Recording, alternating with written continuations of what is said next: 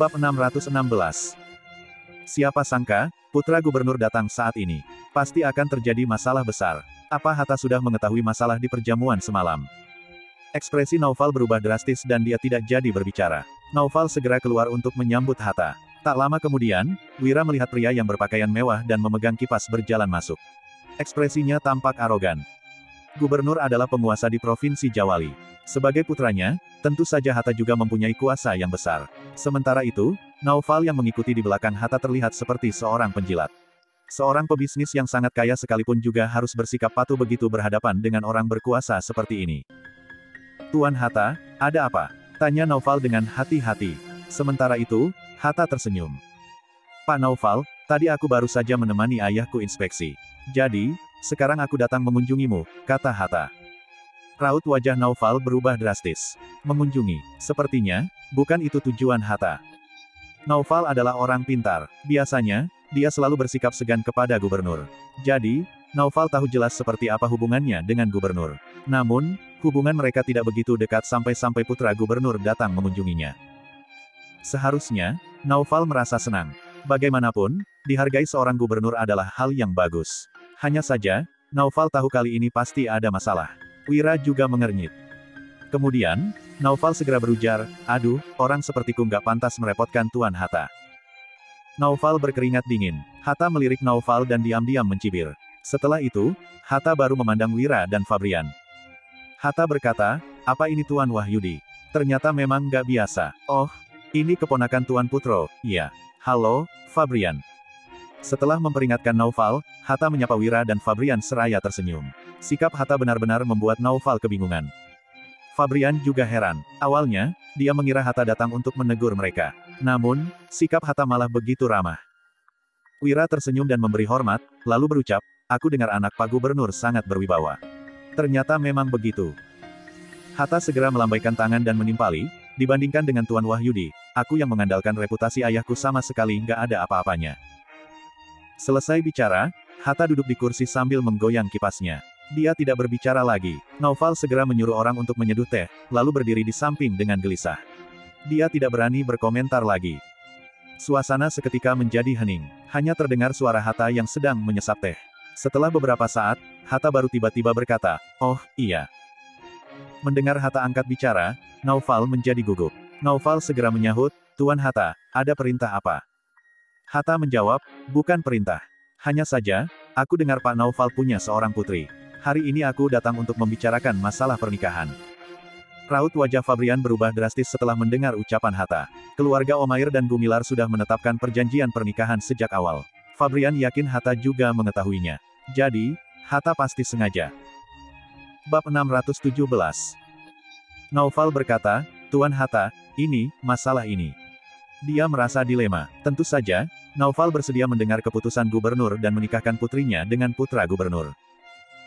Namun, keluarga Omair mempunyai perjanjian pernikahan dengan keluarga Gumilar dan semuanya tertulis dengan jelas. Jika Naufal langsung menyetujui Hatta, kelak pasti akan timbul masalah. Hatta tertegun sejenak, lalu dia berpura-pura bingung dan bertanya, ada apa, Pak Naufal? Naufal berpikir sesaat. Kemudian, dia mendekati Hatta dan berbisik di telinganya, Tuan Hatta, kamu datang nggak tepat waktu. Aku sedang membicarakan tentang pembatalan pernikahan dengan keluarga Gumilar. Naufal melanjutkan, bagaimanapun, semuanya tertulis jelas dalam surat perjanjian. Kalau nggak dibatalkan, nanti akan repot.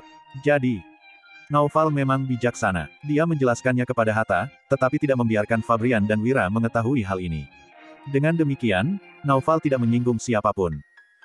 Wira menyipitkan matanya dan tahu jelas apa yang dikatakan Naufal. Akan tetapi, Wira paham bahwa semua orang takut dengan perkataan gubernur di Provinsi Jawali. Mereka tidak berani membantah perintah gubernur. Ditambah lagi, kondisi keluarga Gumilar sudah terpuruk karena diabaikan oleh raja. Takutnya, keluarga Gumilar tidak akan bisa bangkit lagi. Awalnya, Wira ingin bisnis untuk membuat Naufal berkompromi. Bagaimanapun, memakai uang lebih efektif daripada perasaan. Hanya saja, uang sebanyak apapun tidak ada gunanya jika dibandingkan dengan kekuasaan. Kala ini, Naufal pasti sudah bertekad untuk membatalkan pernikahan dengan keluarga Gumilar. Wira mendesah, dia juga tidak tahu bagaimana keputusan Putro. Apakah Putro ingin bersikeras mempertahankan pernikahan ini atau sebenarnya ini hanya formalitas? Menurut Wira, keluarga Omair juga tidak perlu ragu-ragu. Sementara itu, Naufal yang munafik juga tidak pantas menjadi besan keluarga Gumilar. Jadi, Wira merasa kalau pernikahan ini dibatalkan, juga bukan hal yang merugikan. Meskipun kesal, setidaknya tidak perlu merasa khawatir lagi. Oh, kalau begitu, pernikahannya dibatalkan saja, ujar Hatta. Dia tidak merendahkan suaranya, tetapi langsung melihat ke arah Fabrian. Hatta melanjutkan perkataannya, Tuan Fabrian, ayahku sendiri yang menjodohkan aku dengan nona besar keluarga Omair. Mengenai kamu dan keluarga Omair, hubungan kalian juga nggak terlalu dekat. Jadi, lebih baik pernikahan ini dibatalkan saja. Begitu Hatta selesai bicara, ekspresi Fabrian menjadi muram. Fabrian mendengus dan menimpali, ini urusanku dengan keluarga Omair. Sepertinya nggak ada hubungannya dengan Tuan Hatta, kan? Sebenarnya, Fabrian tidak terlalu memedulikan pernikahan ini. Namun, saat pernikahannya dibatalkan di depan semua orang, Fabrian merasa dirinya dan Putro dipermalukan. Tentu saja, Fabrian tidak bisa menerima hal ini. Hatta menyahut, hahaha, nggak ada hubungannya denganku. Di Provinsi Jawali, nggak ada satupun masalah yang nggak ada hubungannya denganku. Fabrian, aku sarankan kamu untuk membatalkan pernikahan ini. Kalau nggak, aku akan melaporkan ucapanmu semalam agar keluarga Gumilar terkena masalah. Hatta menambahkan, sekarang, aku bersedia berdamai denganmu. Jadi, sebaiknya kamu jangan bersikap keterlaluan. Sikap Hatta sangat arogan. Dia mengetahui kelemahan Fabrian dan memiliki kekuasaan besar. Ayahnya juga merupakan gubernur. Itulah sebabnya, Hatta sangat percaya diri. Fabrian yang kesal masih ingat menanggapi perkataan Hatta. Namun, Wira mendesah dan menghalangi Fabrian, lalu berujar, pria sejati nggak akan merebut milik orang lain. Bukannya kamu agak keterlaluan kalau bersikap ini? Keluarga Marino itu sangat terhormat dan termasuk orang penting di pemerintahan. Dengan memaksa keluarga Omair dan Gumilar membatalkan pernikahan seperti ini, bukankah reputasi keluarga Marino akan tercemar kalau kabar ini tersebar? Lanjut Wira. Naufal tercengang sesudah mendengar perkataan Wira. Apa Wira sudah gila? Beraninya dia berbicara seperti ini dengan Hatta. Ini adalah Provinsi Jawali. Apalagi, Wira adalah orang yang disalahkan pemerintah dan tidak akan dipekerjakan pemerintah selamanya. Nasibnya sama saja dengan Putro. Fabrian juga tidak menyangka Wira begitu arogan, bahkan, Hatta juga tertegun. Ini adalah pertama kalinya Hatta bertemu dengan orang yang berbicara seperti ini kepadanya. Bab 618. Hatta langsung murka. Dia membentak, Wira, beraninya kamu bicara begitu kepadaku. Wira juga tahu bahwa hari ini Hatta datang untuk mencari masalah, jadi Wira tidak terlalu memedulikannya. Wira berucap, aku nggak berani. Tapi, apa yang kubilang memang kenyataan. Kedua keluarga ini punya perjanjian pernikahan. Kalau Tuan Hatta meminta untuk membatalkan pernikahan tanpa alasan yang jelas, tentu saja ini kurang pantas. Pak Gubernur itu pejabat penting pemerintahan, semua keputusannya juga mewakili pemerintah. Jadi, apakah pantas kalau Tuan Hatta menindas orang seperti ini? Bagaimana kalau kami melapor pemerintah bisa menilainya? Lanjut Wira. Wira berbicara dengan tenang, tetapi raut wajah Hatta berubah drastis. Jika masalah ini dilaporkan pemerintah, tentu saja akan sangat merepotkan. Lagi pula, penasihat kanan tidak memiliki kekuasaan mutlak, ada penasihat kiri yang mengawasinya. Meskipun masalah Yuda membuat faksi penasihat kiri terpengaruh, orang yang pintar tahu bahwa raja tidak akan menjatuhkan penasihat kiri. Seperti saat raja membantu penasihat kiri untuk melawan penasihat kanan. Ini adalah cara raja menggunakan kekuasaannya untuk mempertimbangkan keuntungan dan kerugian. Jika masalah ini dilaporkan ke pemerintahan, faksi penasihat kiri pasti akan memanfaatkan kesempatan ini untuk menyerang faksi penasihat kanan. Hatta tahu jelas bahwa ayahnya sudah mendapatkan peringatan dari penasihat kanan agar tidak bersikap keterlaluan. Jadi, pihak gubernur pasti akan mengalami kerugian besar jika masalah ini dibesar-besarkan. Hatta menarik napas dalam-dalam, lalu tersenyum dan berucap, apa yang kamu bilang memang masuk akal. Aku yang nggak mempertimbangkannya dengan matang. Kalau begitu, aku nggak akan ikut campur dalam masalah keluarga kalian. Hatta melanjutkan, kalau nona besar keluarga Omair bersedia menikah dengan Fabrian, aku akan menyelamati mereka. Kalau kalian membatalkan pernikahan, aku juga bersedia datang lagi untuk membicarakan pernikahan ini. Sudahlah, aku nggak akan mengganggu kalian mengobrol lagi. Setelah selesai bicara, Hatta tersenyum dan berjalan keluar. Sementara itu, Naufal yang berkeringat, dingin segera mengikuti Hatta dan berujar, Tuan Hatta, aku antar kamu. Sambil bicara, Naufal mengikuti Hatta keluar dari ruang tamu dan meninggalkan kediaman. Hatta keluar dari pintu masuk kediaman keluarga Omair dan ekspresinya menjadi dingin. Tuan Hatta, kamu tenang saja. Aku pasti akan membatalkan pernikahan, kata Naufal. Tadi, dia masih ragu-ragu. Namun, setelah Hatta datang, ditambah dengan ucapan Wira tadi, Naufal langsung membuat keputusan. Naufal harus memutuskan hubungan dengan keluarga Gumilar. Sekalipun Putro sangat hati-hati, Wira bukan orang yang toleran. Ucapan Wira tadi sudah menyinggung keluarga Marino. Jika Naufal melanjutkan pernikahan ini, bukannya dia cari mati. Pak Naufal, ini urusan keluarga kalian. Aku nggak berani membantumu membuat keputusan, tadi aku hanya bercanda. Sudahlah, aku pergi dulu, ujar Hatta dengan sinis. Kemudian, dia naik ke tandu dan pergi. Naufal mengembuskan napas lega. Dia langsung memasuki ruang tamu, lalu berkata, Wira, lupakan saja urusan bisnis itu. Aku nggak mau berbisnis denganmu. Selain itu, pernikahan ini dibatalkan saja. Aku akan menulis surat untuk menjelaskan situasinya kepada Putro. Kalau kalian merasa rugi, aku akan memberikan kompensasi, lanjut Naufal. Selesai bicara, Naufal langsung membelakangi Wira dan Fabrian, lalu mengusir mereka, sudahlah, kalian pergi saja. Aku lelah, jadi nggak bisa melayani kalian lagi. Fabrian sangat marah, sedangkan Wira hanya mendesah dan pamit pergi. Sesudah pulang, Fabrian yang terlihat frustrasi berucap dengan canggung, Paman Wira, maaf. Aku membuatmu repot. Wira menggeleng begitu mendengar ucapan Fabrian, lalu menimpali, nggak usah sungkan, ini sama sekali nggak repot. Bab 619. Meskipun Wira berkata begitu, Fabrian tetap menyalahkan dirinya sendiri. Kalau kemarin malam aku nggak mengucapkan kata-kata itu, situasinya pasti nggak akan begini. Melihat Fabrian seperti ini, Wira seketika menggelengkan kepalanya sembari berkata, Fabrian, yang kamu katakan sekarang salah. Kemarin nggak salah. Kenapa kamu harus menyalahkan dirimu sendiri? Yang salah adalah kerajaan dan era pemerintahan ini. Hari ini, Paman akan memberitahumu jangan pernah melawan kata hatimu di saat apapun.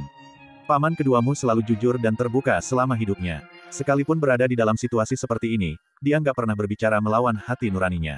Di dunia ini, orang-orang hidup dalam kesulitan karena terlalu banyak kebohongan, lanjut Wira. Setelah Wira menyelesaikan ucapannya, Fabrian sontak tertegun. Dia awalnya mengira bahwa Wira akan memarahi dirinya karena kata-kata yang diucapkan saat mabuk kemarin malam. Namun, tidak disangka Wira akan begitu murah hati, Wira tidak memarahinya, sebaliknya malah mendukungnya. Pantas saja Putro sangat menghormati Wira. Kini, Fabrian makin kagum pada Wira. Aku mengerti, Paman, timpal Fabrian sambil mengangguk dengan semangat. Sementara itu, Wira bertanya dengan penasaran, sebenarnya apa yang terjadi dengan pernikahanmu? Aku belum pernah mendengarmu membahas hal ini.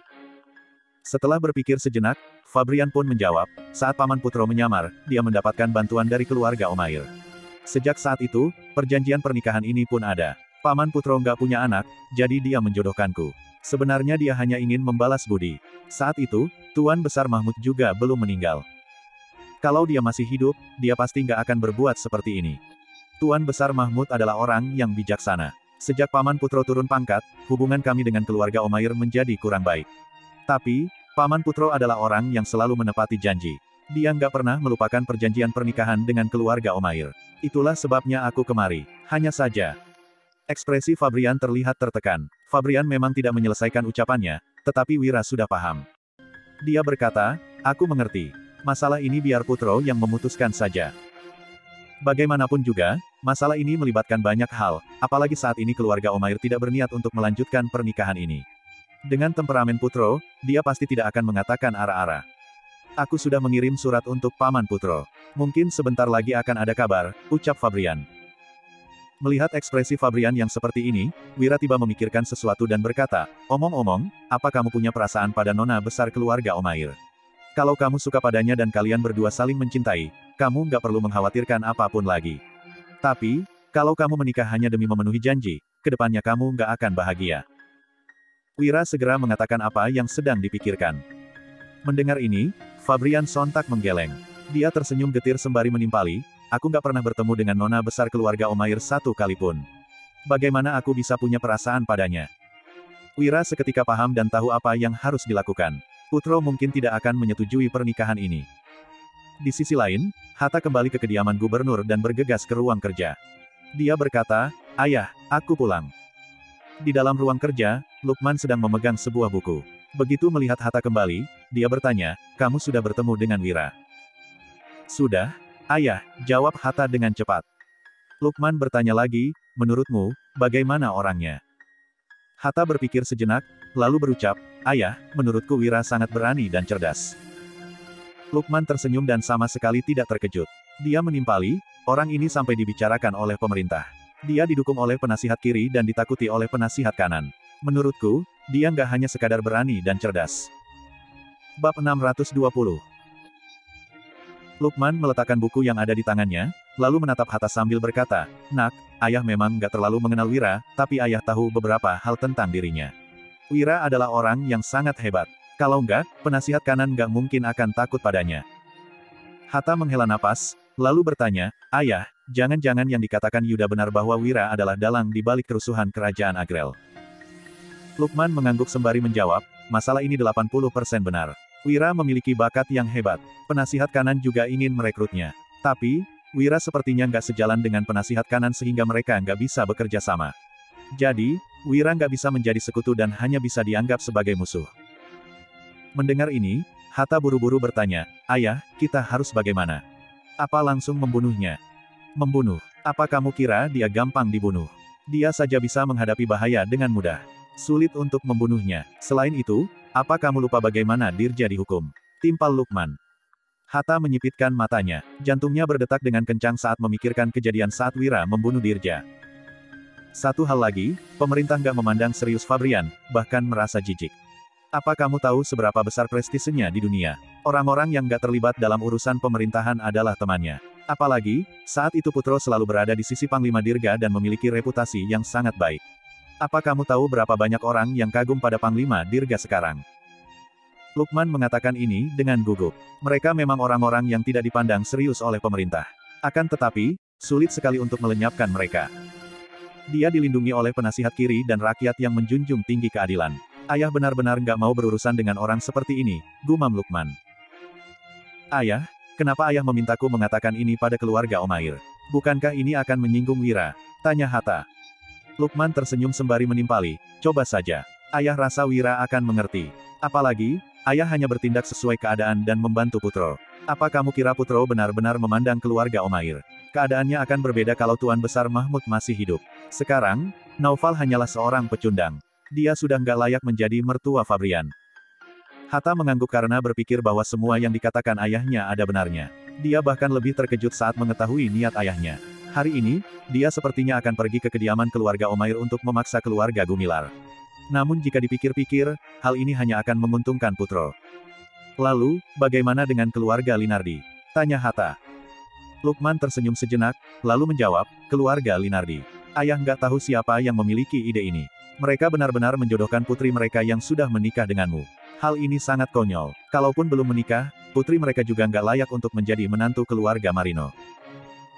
Hatta makin bingung saat mengira bertanya lagi, "Ayah, apa maksudmu?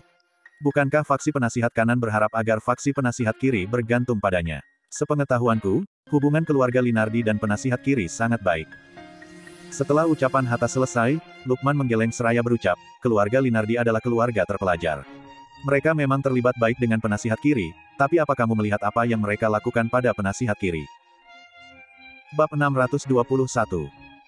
Si tua bangka dari keluarga Linardi adalah orang yang sangat licik. Kejadian saat itu saja hampir menyebabkan keluarga mereka hancur. Kalau sudah seperti ini, apa sekarang mereka masih berani terlibat dalam perselisihan pemerintahan? Penasihat kanan sudah memberitahuku sejak awal bahwa keluarga Linardi nggak ada gunanya. Jadi, kita nggak perlu memanfaatkan mereka lagi. Hatta akhirnya mengerti setelah mendengar penjelasan ini. Dia bertanya, "Ayah, menurutmu apa kita harus menghadapi Wira? Kalau kita berurusan dengan Wira, penasihat kanan pasti sangat senang." Lukman mengangguk sembari berujar, "Kita masih harus mempertimbangkan masalah ini. Untuk melenyapkan Wira, kita harus menyingkirkannya dengan satu serangan saja. Kita nggak boleh memberinya kesempatan untuk melawan, apalagi hanya menggertak. Satu hal lagi, kita jangan turun tangan langsung. Akan lebih baik kalau kita meminta bantuan orang lain untuk menyingkirkannya." Hatta sontak bingung dan bertanya, "Ayah, kalau begitu kita akan minta bantuan siapa?" Lukman tersenyum tipis sambil menjawab, "Wira adalah warga sipil. Kita tentu harus mengandalkan kekuatan orang yang ada di luar pemerintah untuk melawannya. Terlebih lagi, banyak orang yang telah memandang Wira. Di era ini, orang yang kaya dan berbakat adalah orang yang paling ditakuti. Sekarang bisnis Wira makin besar menurutmu, apa orang-orang itu akan diam saja?" Kebingungan Hatta akhirnya terjawab lagi. Dia, "Aku berkata, mengerti, ayah. Mereka mungkin sangat ingin bertindak, tapi saat ini mereka sedang mengawasi keadaan. Kalau mereka benar-benar bertindak, mereka nggak akan memedulikan Putro." Lukman mengangguk dan berucap, "Beberapa transaksi nggak bisa dilakukan di depan umum. Orang-orang kaya memegang peranan penting dalam perpajakan dan perbendaharaan negara. Mereka seharusnya lebih terbuka. Sudahlah, kabari orang-orang itu dan katakan bahwa keputusan di tangan mereka. Setelah mendengar ini, Hatta segera mengangguk dan meninggalkan ruang kerja. Tidak lama kemudian, sepucuk surat dikirim keluar dari kediaman gubernur. Wira tentu saja tidak tahu tentang semua ini. Kini, keluarga Omair tidak bekerja sama dengannya untuk melelang produk kristal. Wira pun mencari keluarga lain. Sementara itu, Wira meminta seseorang menyampaikan kabar ke kampung Silali untuk meminta mereka membuat parfum lagi. Dia tidak hanya akan menjualnya di Provinsi Jawali, tetapi juga akan mulai menjualnya di Kabupaten Uswal dan kota pusat pemerintahan Roino.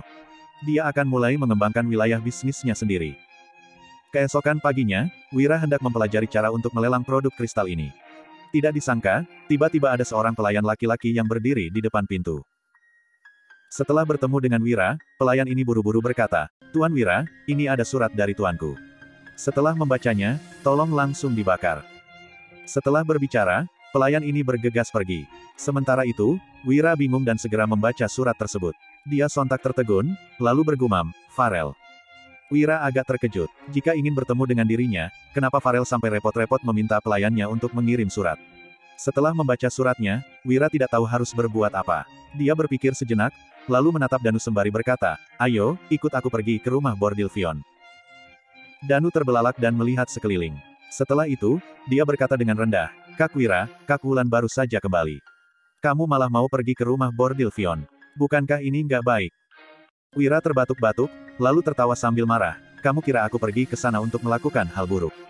Farel ingin bertemu denganku di sana. Kali ini, dia begitu waspada. Pasti ada yang nggak beres."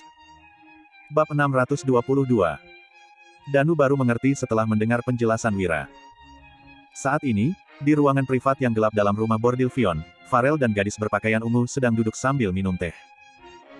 "Biarpun sudah sering ke sini, setiap kali datang aku selalu merasa tempat ini bagus. Pantas saja para pria senang datang ke sini," ujar Farel sambil menggoyangkan kipas lipatnya dan tersenyum tipis. Dia benar-benar kelihatan seperti tuan muda yang datang untuk bersenang-senang. "Sebagai seorang wanita, kamu benar-benar gak tahu malu dengan datang ke tempat seperti ini," balas gadis berpakaian ungu dengan kesal. Farel sontak tersenyum dan berkata, "Bukannya kamu juga di sini sekarang? Harus belajar cara wanita di sini menyenangkan pria. Itu bisa dibilang sebuah seni." Biasanya, gadis berpakaian ungu itu pasti akan marah. Namun, sekarang dia hanya tersenyum dan berkata, "Justru kamu yang harus belajar. Dengan begitu, mungkin kamu benaran bisa menaklukkan Wira. Kamu tahu sendiri kalau Wira ini pria setia, kan? Dewina si penyanyi nomor 1 di Provinsi Jawali yang cantik saja nggak bisa menaklukkan dia," ujar Farel dengan kesal. Gadis berpakaian ungu menggeleng dan berkata, "Belum tentu. Kalau Wira benar-benar setia, dia nggak mungkin berselingkuh dengan putri dari keluarga Wibowo itu, kan? Biarpun Dewina cantik, dia masih kalah darimu. Kalau kamu turun tangan sendiri, mungkin kamu benaran bisa membuatnya jatuh cinta." Farel tahu bahwa gadis berpakaian ungu itu sedang menggodanya. Jadi, dia langsung membalik tubuh gadis itu, lalu menepuk bokongnya dengan kesal sambil mengomel, "Gadis busuk, berani sekali kamu menggodaku. Aku akan menghukummu sekarang juga." Gadis berpakaian ungu membalas tanpa ragu, "Boleh. Tapi, kamu juga harus punya kemampuan untuk melakukannya." Petik 2. Farel makin kesal mendengarnya, dia memelototi gadis berpakaian ungu itu dan berkata dengan jengkel, "Sudahlah, Wira akan segera tiba. Kalau dilihat olehnya, dia bakal berpikir ada sesuatu yang nggak beres di antara kita berdua." Usai berkata begitu, Farel duduk dan menunggu dengan tenang. Tidak lama kemudian, seseorang menyampaikan pesan bahwa Wira telah tiba. Wira datang ke rumah bordil Vion bersama Danu. Seseorang menyambut mereka secara pribadi, lalu membawa keduanya ke ruang privat di lantai 2. Begitu masuk, Wira menangkupkan tinjunya dan berkata sambil tersenyum, "Tempat pertemuan yang kamu pilih ini sangat bagus. Aku belum pernah ke rumah bordil Vion sebelumnya. Sepertinya tempat ini punya posisi spesial di hatimu." Farel geram sekali mendengarnya. Wira jelas-jelas tahu bahwa dirinya seorang wanita, makanya dia menggodanya seperti itu. Namun, Farel tidak peduli. Jika Wira berani mengolok-oloknya, itu artinya hubungan sudah selangkah lebih dekat. Meski belum bisa disebut sahabat, mereka bisa dianggap sebagai teman yang akur. "Silakan duduk. Kali ini, aku nggak mencarimu cuma untuk berbincang ria. Ada masalah serius yang ingin kubicarakan denganmu," ujar Farel. Dia meminta Wira duduk, lalu menuangkan secangkir teh untuknya seraya berkata, "Wira, apa kamu tahu kalau kamu akan segera ketiban bencana besar?" Wira tahu bahwa Farel mencarinya karena ada urusan penting. Akan tetapi, dia tidak tahu menahu soal bencana yang dibicarakan Farel. Jadi, dia berkata, "Oh, boleh ku minta nasihatmu?" "Bukan nasihat sih, aku cuma mendapat beberapa informasi," sahut Farel. Kemudian, dia tersenyum tipis dan melanjutkan, "Wira, semua orang tahu kalau kamu itu lihai berbisnis. Selain itu, kamu juga sangat pintar. Biarpun istana nggak mengakuimu, orang yang berotak tetap mengetahui kemampuanmu. Seenggaknya, orang-orang penasihat kiri dan penasihat kanan tahu hal itu." Wira mengangguk mengerti. Yuda adalah orang penasihat kiri, meskipun dia tidak menyatakannya secara terang-terangan, pada dasarnya orang sudah tahu. Bab 623. Yuda mengetahui kemampuan Wira dengan sangat baik. Jadi, tentu saja orang-orang penasihat kiri yang lain juga tahu. Selain itu, strategi membangun dan mempertahankan negara yang diusulkan Wira juga sudah mereka ketahui. Dari situ saja, mereka sudah memahami talenta Wira. Sementara itu, penasihat kanan dan para anteknya yang mampu memegang kekuasaan selama bertahun-tahun juga tidak bisa diremehkan. Terlebih lagi, saking waspadanya mereka sampai menghasut raja demi menundukkan Wira. Hal itu membuktikan bahwa mereka tahu tentang kemampuan Wira, tetapi hanya berpura-pura bodoh. Saat ini, satu-satunya orang yang tidak mengetahui bakat dan pengetahuan Wira yang sebenarnya hanyalah raja egois itu. "Ujianmu berlebihan," ujar Wira sambil tersenyum. Farel berujar lagi, "Kamu seharusnya tahu situasimu sendiri saat ini. Awalnya, nggak ada yang berani mengusikmu berkat perlindungan orang-orang penasihat kiri. Tapi, dekret raja menjerumuskan kamu ke situasi sulit. Orang-orang penasihat kiri sekalipun kesulitan melindungimu. Belum lagi, orang-orang penasihat kanan sangat ingin menyingkirkanmu. Ini adalah masa-masa genting." Penasihat kanan itu orang yang sangat licik, dia nggak pernah turun tangan sendiri. Selalu ada orang-orang yang bisa dikerahkannya untuk membuat masalah denganmu. Kemungkinan, dia bermaksud memanfaatkan dekret raja untuk mendorong musuhmu menyingkirkanmu. "Tak disangka, kamu keputusan istana dengan lapang dada," sambung Farel. "Sekarang, pengaruhmu makin kuat dan bisnismu makin melebar. Hal ini membuat beberapa orang ketakutan, jadi, bencana ini pun datang." Farel mengeluarkan sepucuk surat dan menyerahkannya seraya berkata, "Wira, silakan baca sendiri." Wira mengambil surat itu, lalu menyipitkan matanya setelah membaca. "Haha, rupanya begitu," gumam Wira. Surat itu tidak berisi banyak informasi, tetapi dari sana Wira tahu bahwa para musuhnya berencana menggunakan metode bisnis untuk menyingkirkannya. Farel berujar, "Saat ini, baik pemerintah maupun oposisi di kerajaan Nuala berada dalam situasi kacau. Di sisi pemerintah misalnya, ada penasihat kiri dan kanan yang terus berseteru dan berusaha menggulingkan satu sama lain. Tapi, siapa sebenarnya yang tulus hati bekerja demi kerajaan Nuala? Kita tahu sendiri jawabannya. Di oposisi, situasinya bahkan lebih kacau lagi. Rakyat hidup melarat, tapi para orang kaya makin kaya dan ambisius." Meski Farel tidak mengatakannya, sebenarnya Wira juga mengetahuinya. Dia tidak tahu bagaimana dengan dinasti ini, tetapi di era dunia asalnya, jika mayoritas uang di negara berada dalam kendali eksklusif beberapa keluarga atau beberapa orang, itu akan mendatangkan bencana. Seperti halnya para konglomerat di dunia aslinya, mereka bahkan dapat memengaruhi bagaimana seluruh negara beroperasi. Hal ini cepat atau lambat akan menjadi masalah. Sebaliknya, jika mayoritas uang atau sarana untuk menghasilkan uang berada dalam kendali negara ini, bencana dapat dihindari. Namun, saat ini kerajaan masih belum bisa mengendalikan para pengusaha besar seperti pedagang garam, pedagang sutra, pedagang teh, dan yang lainnya. Situasi ini sangat kompleks. "Aku mengerti maksudmu, tapi, apa kamu juga termasuk salah satunya, Farel?" tanya Wira sambil tersenyum tipis dan menatap Farel. Ambisi Farel diketahui semua orang, Wira kini juga ingin mengulik jawaban dari wanita itu. Mendengar pertanyaan Wira, Farel langsung memicingkan mata dan melipat kipasnya. Dia berujar, "Wira, siapa orang di dunia ini yang nggak punya ambisi? Kalau kamu nggak punya ambisi, gimana kamu bisa menghasilkan banyak uang?" Bab 624. Wira tidak menyangka bahwa Farel akan balik menanyai dirinya. Sejujurnya, ambisi Wira tidak sebesar orang-orang lain. Dia hanya ingin hidup dengan tenang. Soal uang, Wira memang merasa makin banyak uang akan makin baik. Lagi pula, tidak ada orang yang bisa hidup di dunia tanpa uang. Namun, jika dibandingkan dengan keluarga Barus, ambisinya masih kalah jauh. Keluarga Barus adalah keluarga terhormat yang memiliki banyak uang. Mereka juga pedagang besi terbesar di kerajaan. Keluarga Barus pada dasarnya menguasai kedua barang yang paling dibutuhkan saat perang pecah, yakni uang dan senjata. Dengan kekuatan sebesar itu, tidak heran jika mereka menjadi ambisius. "Aku cuma tanya sambil lalu. Lanjutkan ucapanmu," ujar Wira sambil tersenyum. Farel melanjutkan, "Di luar istana, pedagang garam dan pedagang sutra dikendalikan oleh keluarga terhormat.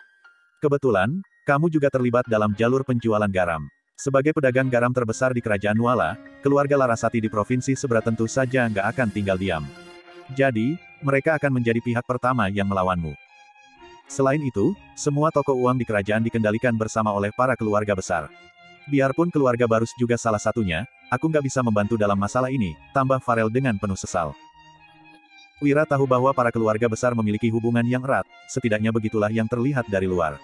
Berhubung Wira bukan bagian dari keluarga Barus, mereka tidak mungkin ikut campur meski ada orang yang berniat mencelakainya. Ini merupakan salah satu cara Farel untuk merekrutnya ke dalam keluarga Barus. Hanya saja, wanita itu tidak langsung mengungkapkannya. Jika Wira bergabung dengan keluarga Barus sekarang, keluarga Barus pasti bisa menyelesaikan masalah ini. Wira tetap tidak mau berhubungan terlalu dekat dengan Farel. Jadi, dia hanya mengangguk dan berkata, "Terima kasih atas informasimu. Tenanglah, aku akan berhati-hati." Jika keluarga Larasati ingin melawannya, Wira tentu tidak akan diam saja. Hanya saja, dia tidak bisa membayangkan bagaimana mereka akan melakukannya. Melalui penjualan garamkah? Wira sudah menguasai teknologi pembuatan garam halus. Teknologi para keluarga besar sekalipun belum secanggih dirinya. Jika mereka ingin menjatuhkannya, paling-paling mereka hanya bisa menyetop penjualan garam Wira. Sejujurnya, Wira benar-benar dalam dilema. Dia belum ingin melawan para keluarga besar itu sekarang, dia hanya ingin menghasilkan banyak uang dengan tenang. Karena kamu sudah bilang begitu, aku bisa tenang. Kalau kamu butuh bantuan, katakan saja padaku. Biarpun aku nggak bisa membantu terang-terangan, aku bisa memberitahu beberapa informasi yang kamu butuhkan, ujar Farel sambil tersenyum. Wira menyampaikan terima kasihnya pada Farel. Dalam pandangannya, wanita ini benar-benar terlalu ambisius. Bahkan hal semacam ini juga dia sampaikan padanya. Lantaran keluarga Barus sangat berkuasa, Wira tidak ingin terlalu dekat mereka. Dia takut terlibat terlalu jauh dan tidak bisa melepaskan diri lagi. Meskipun Wira cukup kaya sekarang, dia masih kalah jauh jika dibandingkan dengan para keluarga terhormat. Ada kesenjangan besar di antara mereka, baik itu dari segi uang ataupun kekuasaan. Wira juga tidak mungkin mendadak mengembangkan pengaruhnya secara gila-gilaan. Jika demikian, takutnya dia akan disingkirkan istana terlebih dahulu sebelum orang-orang ini sempat menyentuhnya. Kayaknya aku harus lebih berhati-hati, gumam Wira dalam hatinya. Kemudian, dia menangkupkan tinjunya pada Farel dan berkata, "Terima kasih atas kebaikanmu hari ini. Aku pasti akan mengingatnya." Farel tersenyum dan membalas salam Wira. Setelah meninggalkan rumah Fion, Wira mulai memikirkan strategi. Jika dipikir-pikir, dia tetap harus menjalankan bisnisnya. Dia tidak mungkin mundur hanya karena takut pada musuh. Jika demikian, Wira akan makin dipandang rendah, lalu orang-orang akan makin nekat mengincarnya. "Danu, apa ada yang bersedia mengambil alih pelelangan?" tanya Wira. Dia telah meminta Danu untuk mencari tahu. Bagaimanapun, waktu pelelangan produk kristal sudah dekat. Danu menggeleng seraya menjawab, "Nggak ada. Tadinya, banyak yang tertarik, tapi tiba-tiba semuanya sunyi senyap dalam 2 hari terakhir. Mereka cuma bilang ingin mempertimbangkannya lagi." Bab 625.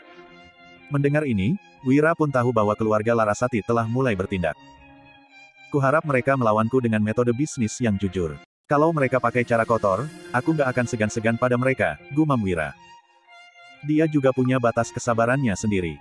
Jika orang-orang itu melawannya dengan bisnis, itu tidak masalah. Lagi pula, mereka semua adalah pebisnis. Wira hanya tidak suka jika orang-orang menggunakan cara tidak bermoral. Setidaknya, dia masih bisa menerima tindakan keluarga Larasati saat ini yang bermaksud menghentikan pelelangan. Langkah ekstrim ini tentu saja memengaruhi bisnis Wira, tetapi tidak banyak KM. "Kompetisi puisi Nasaka akan diadakan 2 hari lagi, kita jual saat itu saja," ujar Wira. Wira berencana menggunakan metode yang sama seperti saat menjual pedang Treksa. Akan ada banyak orang yang datang ke kompetisi puisi Nasaka. Dia yakin orang-orang di sana pasti tertarik membeli produknya. Wira pun menunggu dimulainya kompetisi puisi Nasaka dengan tenang. 2 hari kemudian, kompetisi puisi Nasaka akhirnya dimulai. Berbeda dengan kompetisi puisi naga tempo hari, kompetisi ini diselenggarakan dengan inisiatif penduduk Provinsi Jawali yang ahli dalam bidang puisi. Meski begitu, acara itu tetap menarik perhatian besar. Terdapat sebuah gunung terkenal bernama Gunung Nasaka di pinggiran Provinsi Jawali. Tempat ini selalu menjadi tempat berkumpul, favorit orang-orang terpelajar di sekitar. Hari ini, banyak orang melajukan kereta mereka menuju Gunung Nasaka. Wira telah meminta Danu dan yang lainnya mempersiapkan barang-barang untuk dibawa ke Gunung Nasaka. Di dalam kereta, Wulan dan Wira duduk bersama. "Suamiku, puisi, Mengenang Dirga yang kamu tulis di kompetisi puisi naga mendapat apresiasi besar orang-orang. Kali ini, Kamu mau tulis puisi apa lagi? Tanya Wulan sambil memandang Wira dengan kagum. Kali ini, kita lihat saja nanti. Kamu tahu sendiri, kan? Aku orang yang rendah hati dan gak suka jadi pusat perhatian, jawab Wira sambil terkekeh-kekeh. Ucapannya ini membuat Wulan mengerucutkan bibirnya dan tertawa. Tak lama, mereka sudah sampai di Gunung Nasaka. Pemandangan di sana sangat indah dan memanjakan mata. Ada banyak prajurit yang berjaga di kaki Gunung Nasaka dan tepi Danau Nasaka. Meski diadakan secara spontan, kompetisi puisi ini tetap dijaga dengan ketat. Bagaimanapun, tuan muda dari banyak keluarga berpengaruh ada di sini. Bisa gawat jika terjadi masalah pada salah satu dari orang-orang itu. Tuan Wira sudah tiba, ya. Begitu kereta Wira berhenti, Hatta berjalan menghampirinya sambil menangkupkan tinju dengan wajah tersenyum. Oh, Tuan Hatta, ujar Wira terkejut. Apa pria ini menunggunya? Di kompetisi puisi hari ini, Tuan Wira pasti akan sama briliannya dengan kompetisi yang lalu. Aku nggak sabar menunggu puisi Tuan Wira yang akan menjadi terkenal sepanjang zaman lagi, kata Hatta. Kata-kata Hatta ini membuat Wira bingung. Bukankah orang ini dan ayahnya memusuhi dirinya? Mengapa Hatta berpura-pura ramah begini padanya? Surat yang ditunjukkan Farel ditandatangani oleh Hatta, jadi pasti sang gubernur yang menyuruhnya mengirim surat itu pada para keluarga besar.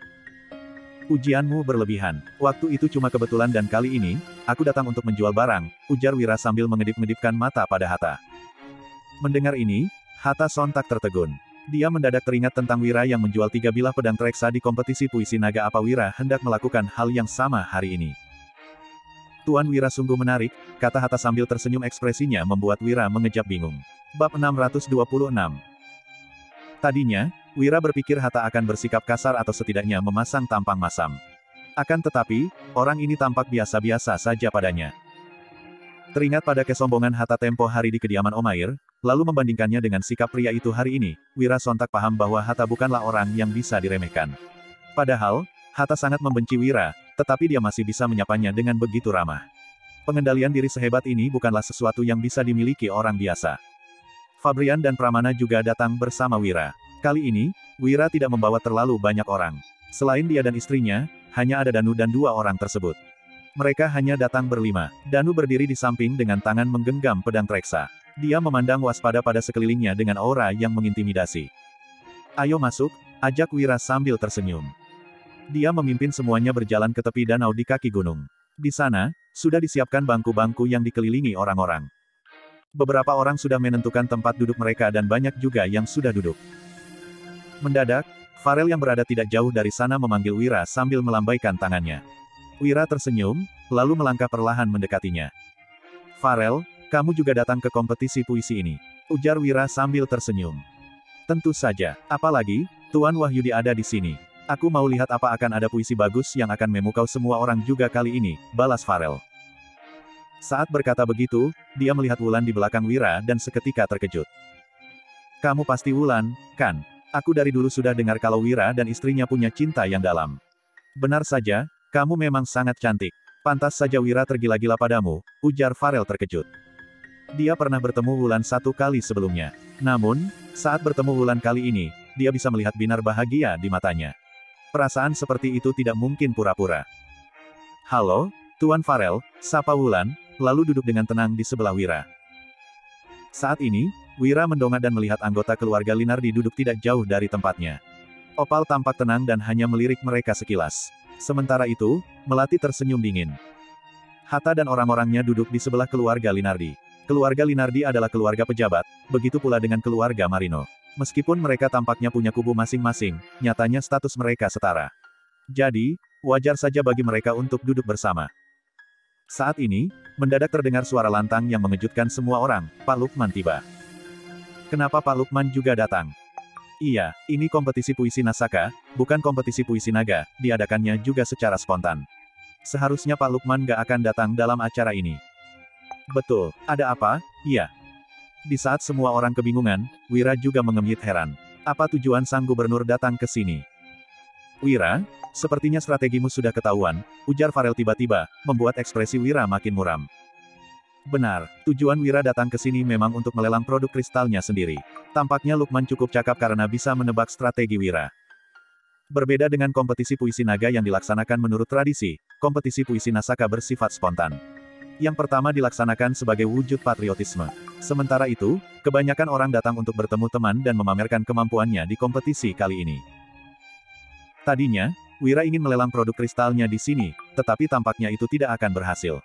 Bagaimanapun, saat itu hanya ada prefektur yang menghadiri kompetisi puisi naga. Sekarang, ada gubernur yang hadir di sini. Jika Lukman tidak memberi izin, orang-orang tidak akan berani membeli produk Wira. Terlebih lagi, Putro dan yang lainnya tidak datang. Wira tidak memiliki pendukung di Provinsi Jawali, tidak mungkin ada yang mau menyinggung Lukman hanya demi dirinya. Memikirkan ini, Wira menghela napas dan merasa sedikit frustrasi. Semuanya, aku datang sebagai sarjana hari ini. Maksud kedatanganku hanya untuk melihat bakat sastra kalian, jangan terlalu serius, ujar Lukman sambil tersenyum tipis.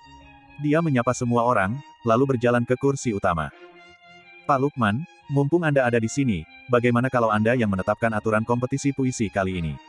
Ujar seseorang. Bab 627. Banyak tuan muda dari keluarga terhormat dan beberapa sarjana buru-buru menyetujui. Lukman mengangguk, lalu tersenyum dan berkata, kalau begitu, aku akan menerima kehormatan ini. Karena ini adalah kompetisi puisi, wajar kalau kita bertemu dengan teman yang sama-sama menggemari puisi. Sebenarnya, aku ingin mengajukan topik membangun dan mempertahankan negara. Tapi, Tuan Wahyudi ada di sini. Waktu itu, puisi, Mengenang Dirga, yang ditulisnya menjadi sangat terkenal. Kurasa nggak ada topik yang bisa melampauinya. Mendengar ucapan Lukman, Wira sontak tertegun sejenak. Apa yang ingin dilakukan tua bangka itu? Bagaimana kalau kali ini kita minta Tuan Wahyudi yang memberikan topik? Kata Lukman sambil menatap Wira. Senyum yang terlihat di wajahnya tampak tulus. Mengenang Dirga, memang bagus. Kalau Pak Lukman setuju, biar Tuan Wahyudi saja yang mengusulkan topik. Semua orang segera menimpali dengan tegas, betul, mari kita minta Tuan Wahyudi mengajukan topik. Wira memicingkan mata menatap Lukman. Akhirnya, dia tersenyum dan berkata, terima kasih atas apresiasi Pak Lukman. Kalau begitu, aku akan mengajukan topik. Mari kita gunakan, sosok berkuasa sebagai topik. Ujar Wira. Mendengar ini, semua orang langsung terkejut. Meski ada beberapa orang yang tidak mengerti, banyak juga orang pintar yang langsung memahami makna mendalam dari topik tersebut. Opal mengernyit dan menatap Wira dengan cemas, tetapi buru-buru mengalihkan pandangannya. Farel menatap Wira dengan takjub, lalu mengeluarkan kipas lipat untuk menutupi senyum yang mengembang di wajahnya. Lukman juga melirik Wira, lalu diam-diam mengangguk. Dia berkata, baiklah, mari kita gunakan sosok berkuasa sebagai topik. Semua sarjana di sana langsung merasa dilema. Ini adalah topik yang tabu. Apa itu sosok berkuasa? Awalnya, itu kata yang mengandung makna negatif, kata yang umumnya dibenci. Namun, sekarang itu dijadikan topik kompetisi puisi. Mereka tidak berani memuji, apalagi mencemooh sosok berkuasa. Bagaimanapun, ada sosok berkuasa yang saat ini sedang duduk di sini. Wira, kamu benar-benar pria sejati, bisik Farel sambil tersenyum. Wira tidak menjawab, tetapi dia mendengus dalam hatinya. Maksud kedatangan Lukman ke sini pasti untuk menunjukkan seberapa penting dirinya. Tadi, Lukman berujar dengan rendah hati agar semua orang menganggap dirinya sebagai pelajar yang datang untuk mengapresiasi puisi. Namun, semua orang lantas memintanya mengajukan topik kompetisi. Kemudian, Lukman dengan santainya meminta Wira yang menggantikannya mengajukan topik. Dari situ, Lukman jelas ingin memberitahu Wira bahwa dialah yang memegang keputusan akhir di sini. Dialah yang memegang kekuasaan di Provinsi Jawali. Ini adalah ancaman. Sementara itu, Wira mengajukan sosok berkuasa sebagai topik puisi. Bukannya mundur, dia justru membalas ancaman Lukman. Seolah-olah dia ingin mengatakan, bukankah kamu sosok berkuasa? Baiklah, aku akan membuat para sastrawan dunia mengutuk sosok berkuasa.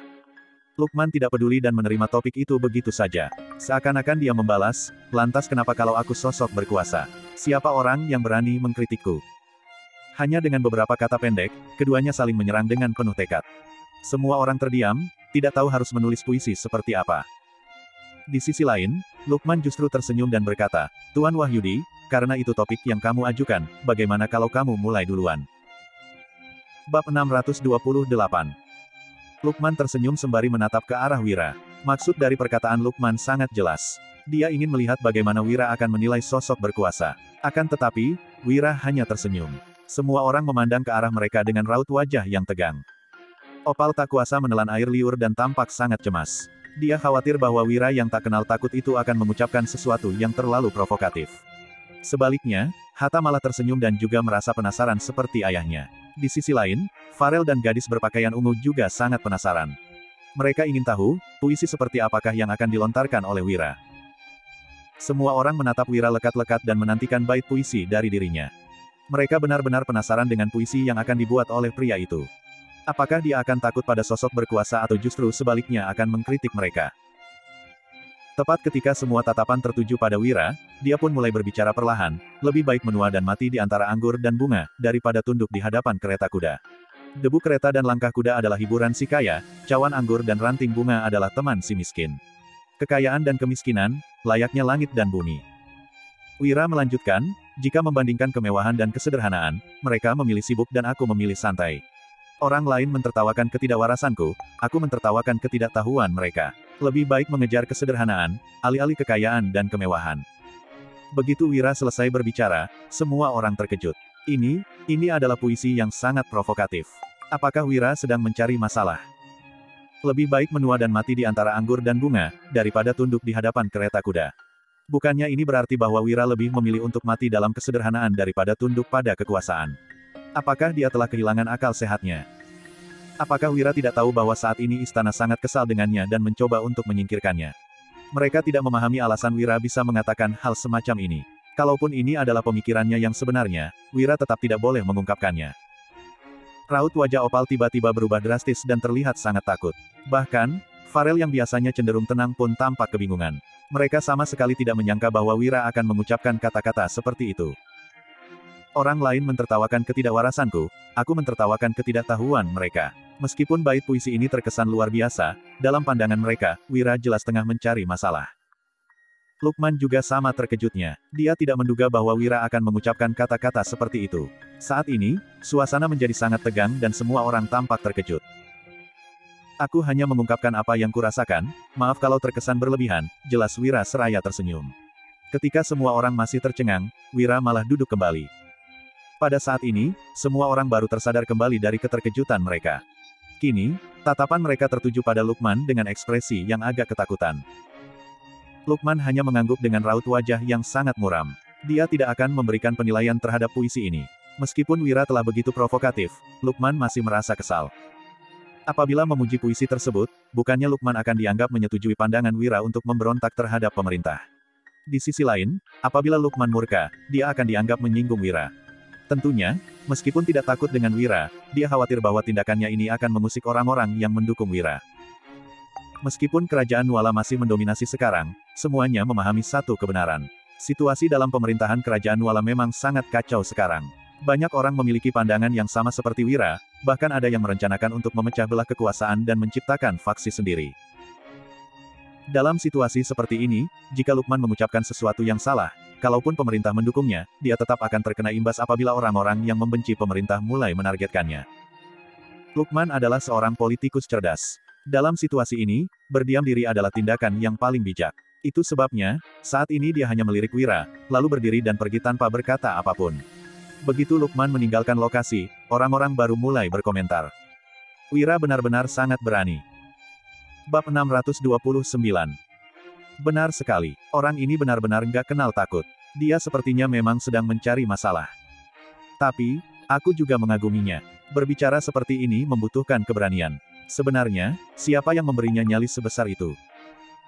Nggak perlu membahas yang lain, kalau kita hanya fokus pada puisinya, dari segi sastra, puisi ini sama sekali nggak kalah dari puisi Mengenang Dirga.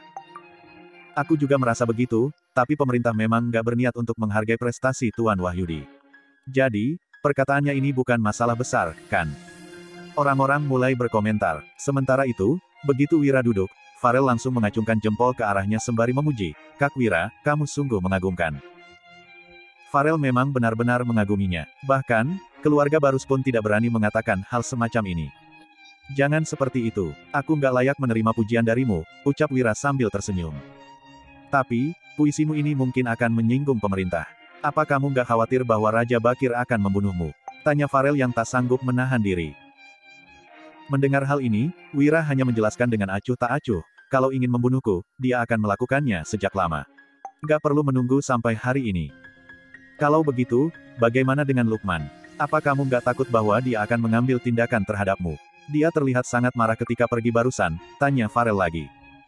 Wira sontak tertawa ketika mendengar pertanyaan Farel. Kemudian, dia hanya berkata sambil tersenyum, kalau dia nggak pergi, lelang ini akan gagal diadakan. Kak Wira, aku masih ingin mengatakan, kamu sungguh mengagumkan. Ucap Farel seraya menggeleng. Dia benar-benar sangat terkejut. Sementara itu, Wira tidak ingin berbasa-basi lagi. Dia segera berdiri, lalu menangkupkan tangan kepada semua orang sambil berkata, semuanya, puisiku tadi hanya untuk menghibur kita semua. Sekarang, aku punya sesuatu yang bagus untuk ditunjukkan kepada kalian. Setelah itu, Wira langsung berdiri. Tindakannya ini sontak menarik perhatian semua orang. Aku memiliki beberapa gelas kristal yang sangat bagus. Aku akan menunjukkannya pada kalian, silakan dilihat dulu, timpal Wira. Sembari berkata demikian, dia meminta Danu untuk membawakan barangnya. Kemudian, Wira mengeluarkan sebuah gelas kristal yang memiliki kualitas dan kerajinan yang sangat luar biasa. Saat dipegang dan sinar matahari memantul ke arahnya, gelas tersebut akan menjadi sangat jernih dan terlihat sungguh indah. Ini, gelas kristal. Benda ini, sangat berharga. Bisa-bisanya Wira melelangnya. Astaga, apa yang ingin dilakukan orang ini? Banyak di antara mereka yang terkejut, bahkan Farel yang awalnya kurang berminat pun menjadi sangat tertarik sekarang. Dia menatap gelas kristal ini dengan kagum, lalu berkomentar, benda ini benar-benar bagus. Kak Wira, kamu mempunyai banyak sekali barang bagus. Terakhir kali adalah pedang Treksa dan sekarang gelas kristal ini. Aku sungguh iri padamu. Wira hanya berkata sambil tersenyum, aku nggak akan berbelit-belit. Aku nggak ingin menyimpannya untuk diri sendiri, jadi ingin berbagi dengan kalian.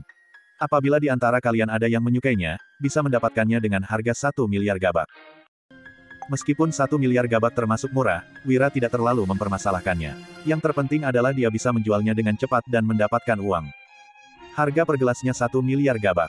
Ini sebenarnya nggak terlalu mahal. Aku mendengar bahwa sebelumnya gelas kristal pernah dijual seharga 1,5 miliar gabak.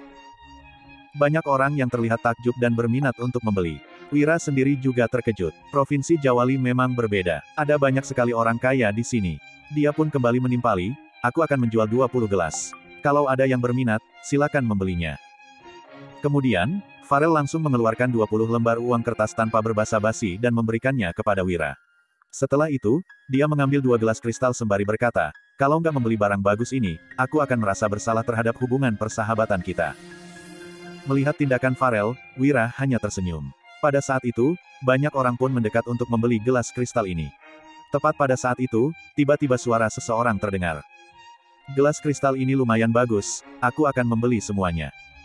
Usai berkata demikian, Wira yang cukup terkejut segera mendongak.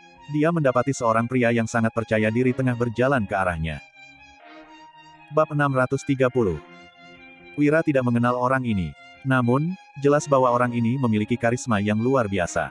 Pria ini pasti merupakan keturunan dari keluarga terhormat. Bukannya itu Tuan Irsyad dari toko uang tiaga? Ucap Farel yang sangat terkejut. Wira tertegun sejenak, lalu segera bertanya, oh, siapa dia? Farel menjelaskan, pemilik dari toko uang tiaga di Provinsi Jawali adalah Darsono Pratam dan orang ini adalah putranya, Irsyad Pratam. Perkataan Farel langsung membangkitkan semangat Wira. Dia pun berkata, toko uang tiaga sepertinya cukup kaya, bagus sekali. Kemudian, Wira menoleh ke arah Irsyad dan bertanya sambil tersenyum, Tuan Irsyad, apakah kamu ingin membeli semuanya? Irsyad mengangguk sembari menjawab, tentu, bukannya itu hanya 18 miliar gabak. Aku akan membeli semuanya. Lagi pula, aku bisa menghasilkan banyak keuntungan dengan melelangnya lain kali, kan? Setelah mengucapkan kata-kata ini, Irsyad langsung mengeluarkan segepok uang kertas dan memberikannya kepada Wira. Melihat situasi ini, Wira memicingkan matanya, lalu berkata sambil tersenyum, baguslah kalau Tuan Irsyad begitu menyukainya. Kemudian, Wira menyerahkan gelas kristal kepada Irsyad, sementara uang kertasnya diserahkan kepada Danu.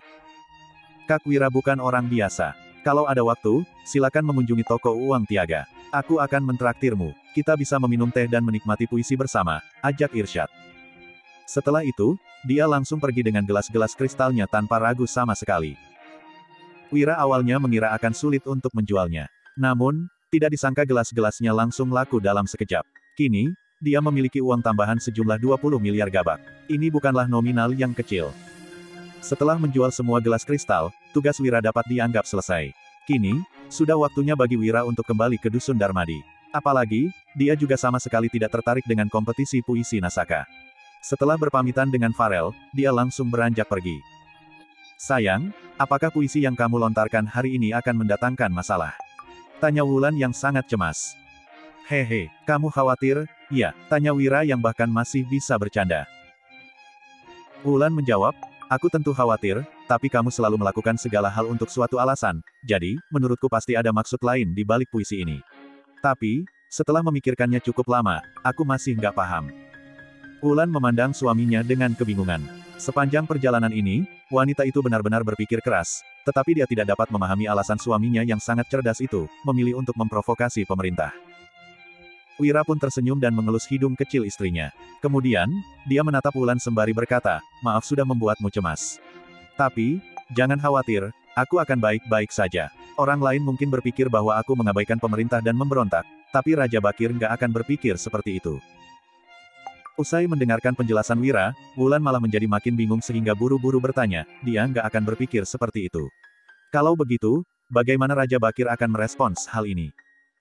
Wira pun menjawab sambil tersenyum, dia akan sangat senang karena aku nggak memiliki ambisi politik. Bahkan, mungkin saja dia akan memberiku sebuah jabatan resmi. Apa? Bagaimana mungkin? Apakah Raja Bakir akan melakukan hal ini? Ucap Wulan yang tak bisa mempercayai perkataan Wira. Apabila bukan suaminya yang berkata demikian, Wulan pasti akan mencemoohnya. Tentu saja, jawab Wira sambil tersenyum. Setelah itu, dia tidak menjelaskan lebih lanjut lagi. Dalam perjalanan pulang, ekspresi wajah Lukman terlihat sangat muram. Hatta tak kuasa berkomentar, ayah, kenapa kamu berekspresi seperti itu? Wira akan segera tertimpa batu, jadi kita seharusnya merasa senang. Lukman memicingkan mata dan merenung sejenak, lalu menjawab, situasinya memang seperti itu, tapi aku sama sekali nggak mengerti apa alasan Wira mengatakan hal ini. Apakah dia hanya ingin mencemooh?